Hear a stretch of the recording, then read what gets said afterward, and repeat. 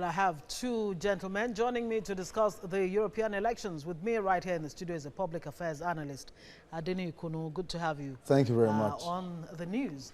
And a senior advisor, UK-based resource, Andrew Macleod, joining me from London to discuss the European elections. Good to have you also on the news. Let me begin with you, Andrew. Well, the losers and the winners are now known, but what really comes as a surprise to you with this election? The largest turnout so far in so many years, 51.7 or so percent? Yeah, the turnout across Europe is high. The turnout is nearly 51% of lower than normal. And I think what you're seeing is about 4 or 5 things happening at the same time. The first thing is there is a growing activation of younger people who are actually getting out to vote. Secondly, and this is a trend that's been happening for a number of years, the old Labour versus capital debate, the traditional left-wing socialism, right-wing capitalism debate is completely breaking down because that ideological divide doesn't recognise the divides amongst the communities anymore. And what we're seeing in its place is a nationalist versus internationalist debate. And that's in Italy, it's in Australia, it's in the United Kingdom, it's in the United States, it's all over the world. And we're seeing that coming out in the European results. So you're getting an increased turnout in most countries in Europe, and you are seeing an increased polarisation around nationalism versus internationalism, not left versus right.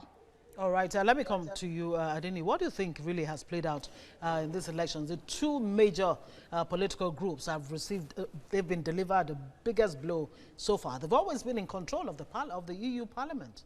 Well, I have to say that many persons have renewed consciousness towards leadership in their respective countries. And I think it's indicative of the fact that people want you to respect their decision in the leadership choices they make.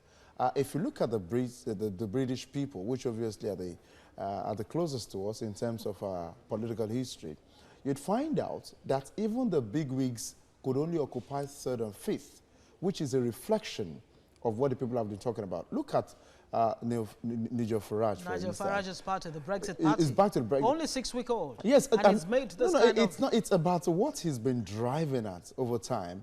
You could talk about the party has been 6 weeks, but you're talking about Farage, just been there for many years. Somebody who obviously has his weight as far as that is concerned. But I also have to say that many people need to start being introspective, especially the leadership of European political parties. Although after the elections, we definitely will have the European People's Party still have in excess of 450 members of parliament. But what about the seats it has lost? That simply means the two major blocs cannot even decide right now. And even the European People's Party would have to need some alliances to be able to make major decisions. So back to the British people's case. It's also a reflection of what the British people are saying, that you cannot negotiate our future without some security.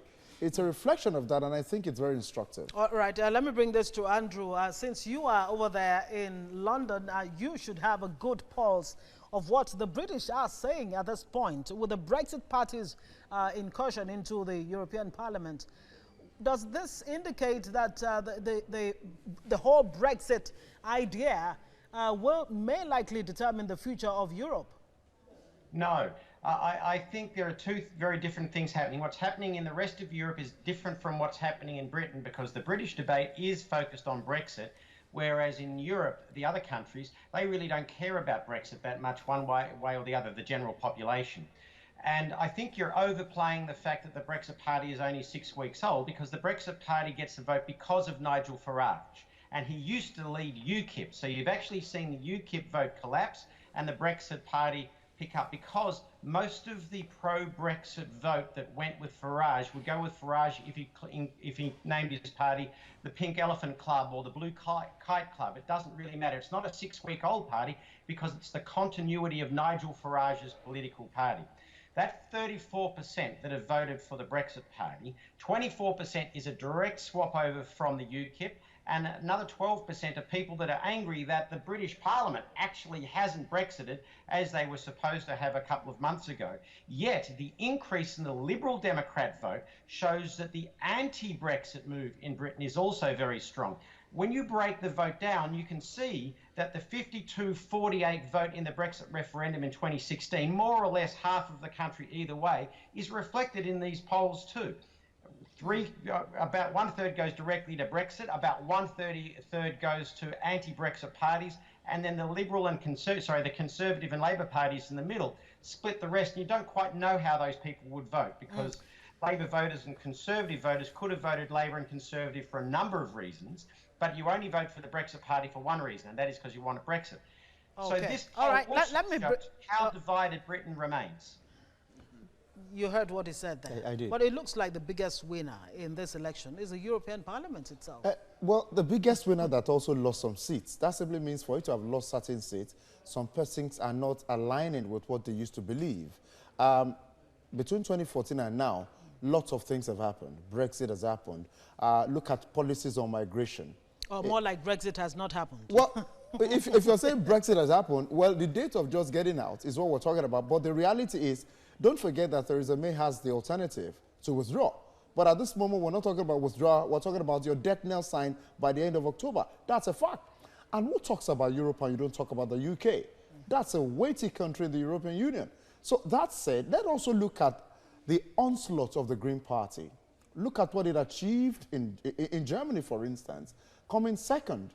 I have to say that nobody expected the Green Party to have actually performed that long. Then you can also connect the performance of the Green Party to what has been happening around Europe with young persons in school calling for more environmental friendly policies, green energy, talking about cleaner energy, talking about cleaner power, and it appears as if consciousness continues to go. Now, you're talking about a people that have this consciousness towards politics, towards what decides their fate. So obviously some persons who have teenagers would have said, Mom, we're at the forefront of this. You have to make the right decision. Influences from back and forth. And Andrew, the politicization, a fragmented and, a polarized parliament of the EU, what's it going to look like for the next 5 years?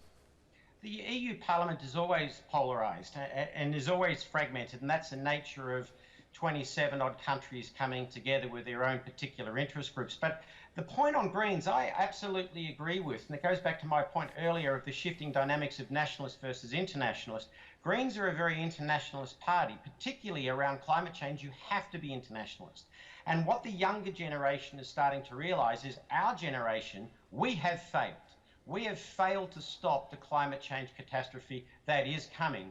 And we've got to switch from talking about stopping climate change to the huge cost of amelioration of climate change. Like, one of the greatest threats to climate change, which is very important for Africa and Europe's approach to Africa, is that of poverty alleviation. If we continue to bring hundreds of millions of people out of poverty, having the electricity demands, the steel demands, the aluminium demands, the copper demands that the rich West have, the world is history.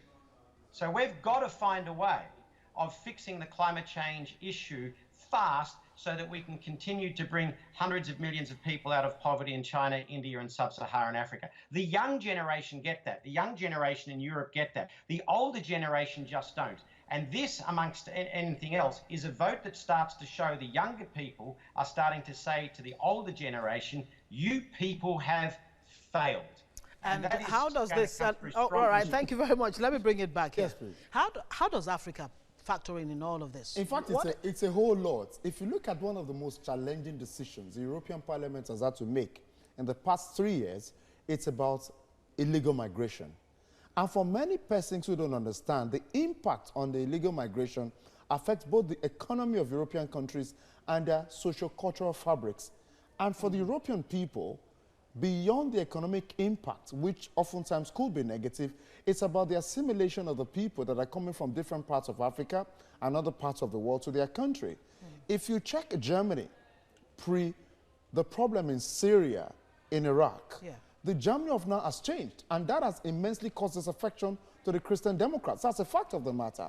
If you look at Orban in Hungary, for instance, the party was favored because of its stance against migration, which of course got the nod from America's Donald Trump. But is Africa taking seriously this whole talk about climate change? That remains to be seen, because if you look at it, many of our problems ordinarily have not been addressed. So climate change is something that many people have the consciousness of, but the deliberate efforts to deal with issues that are affecting us, we're not looking at it as we should. All right, Adeniyi, Kunnu, I have to say thank you so much Thank for you for joining me having on The me. World Now. Yeah. And Andrew Macleod speaking to us from London. Thank you very much.